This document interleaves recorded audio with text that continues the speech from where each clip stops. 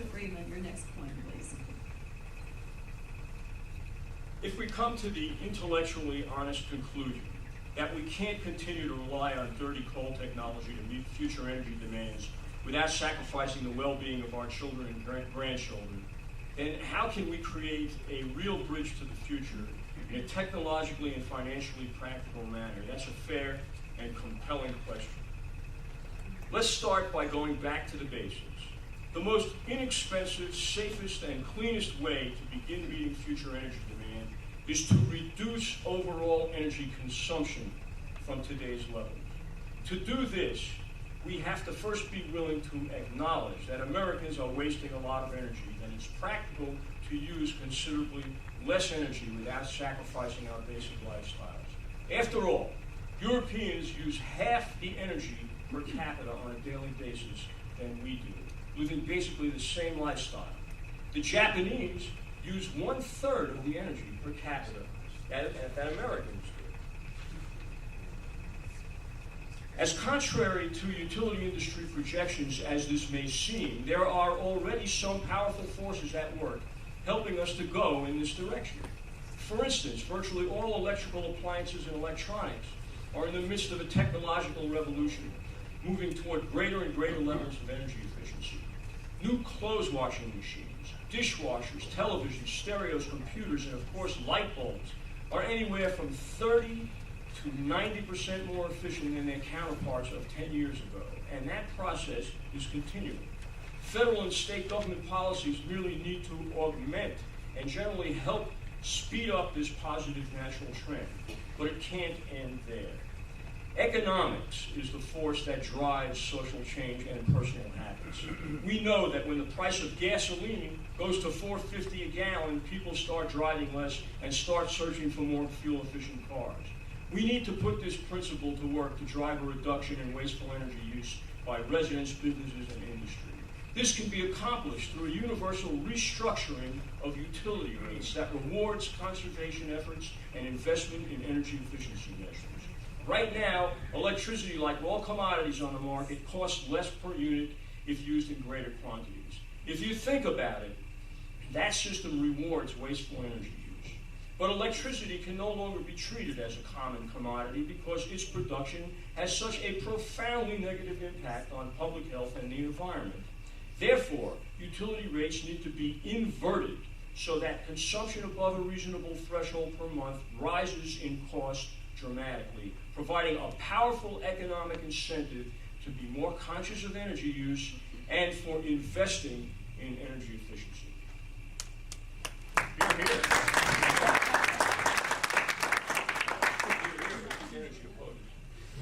Duke Energy has filed 5 save-a-watt plans in each of the 5 states we have to totally remake how energy efficiency is delivered. We have several environmental groups who support it. We have some who don't. But it's designed to incent us to sell less of our product. Wall Street is scratching their head a bit about that, but if you structure this thing right, utilities can deliver an extraordinary amount of energy efficiency to homes. I meant to bring with me a meter that we have. It's an example. We're hoping to switch out all the meters in our 5-state region. Ultimately, they can deliver an extraordinary amount of smart technology to the home, really designed to give people information so they can make good decisions. So when they turn on that dishwasher at night after the cocktail party that may have happened, they might want to wait a few hours because the price they'll save X amount of money. They'll have that level of information at their fingertips. We're hoping to get that rolled out. Duke has been one of the companies highlighted by the Obama administration in their smart grid initiative work with the stimulus bill, particularly in Ohio, and we hope to bring some of those dollars to our customers in our 5 states. All right, thank you. Now, would you like to start your next point? I think this is the final point, isn't it? Yeah, well, I'd like to, energy efficiency is something that sometimes I scratch my head and kind of say, guys, throw us a bone. We're made out to be boogeyman in many respects by folks. I've been at the hearings in Raleigh, and here we really are doing our best to deliver a whole new way to treat energy efficiency. We have a lot of folks who are for it. We have some to suggest we're going to make too much money. And the commission can redo their rates at any time. Duke Energy doesn't decide when and when not to have a rate case. The commission can call us in at any time to have a rate case. It's not our call strictly. Duke can go in, but the commission can bring us in as well if we're earning too much money. So that's just so folks can understand that. On the renewable front, our solar rooftop initiative, the best way to pull that technology through and bring the price down of solar is to do so at a utility scale, or at least to give it a shot, where we can go out and spend $500 million on solar panels, put them on homes across the state. We have several hundred people calling us who want the panels installed on their homes. That way, we can dispatch it into the grid, like you go on vacation for 4 or 5 weeks or 2 weeks. The panels wouldn't necessarily be churning the power into the home because you're not needing it in the home. It would go straight on the grid. We can dispatch it to meet peak demand, levelize all that stuff. On wind, we're building 5,000 megawatts of wind. We're one of the largest wind developers in the country. Not in this state, though. There are ridge walls in this state, the wind potential, and I've got some maps here I can talk to people about later on wind. But it is in the Midwest. There's great potential for wind in the Midwest. You may have seen T. Pickens commercials about that. So we're trying to bring these technologies to the marketplace as much as we can. And I would really hope we would get some support. We have some environmental groups who have supported it, but I would really hope folks could kind of look at this and say, is this a good idea or not? Because the fastest way to get stuff done is we work together, not work in opposite, conflicting viewpoints all the time. I could have a group of industrial customers in this room right now who would have very different opinions from the people in this room today, I expect. And they're worried about keeping the lights on, keeping their jobs going. Power is often either number one or number two in expense for large factories. If rates went up 20 or 30%, they would either shut down or move offshore. They've told us that.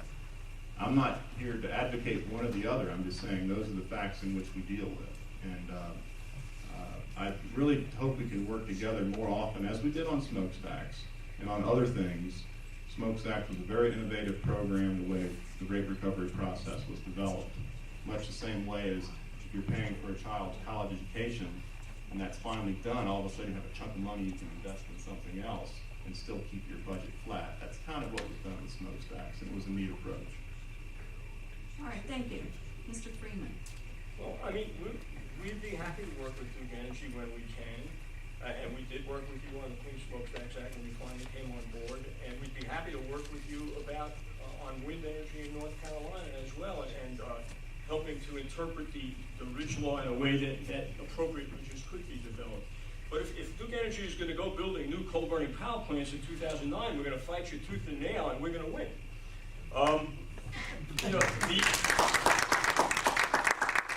The Save-A-Watt program, I don't know. I'm intimately involved with other environmental organizations throughout Western. I don't know anybody that's in the environmental community that would support the Save-A-Watt program. Essentially, again, we're putting the fox in charge of the chicken house there. The utility industry, the industry that's making money off of selling more energy should not be in charge of a program that fosters efficiency and saving energy, because it's a conflict of interest. We need a program that's run by an independent agency that runs the efficiency program in North Carolina. $500 million for roof. I like the rooftop solar concept that Duke Energy is doing. $500 million for it, but you're spending $2.4 million on Cliffside. I want that $2.4 million going toward the solar panels. Yeah.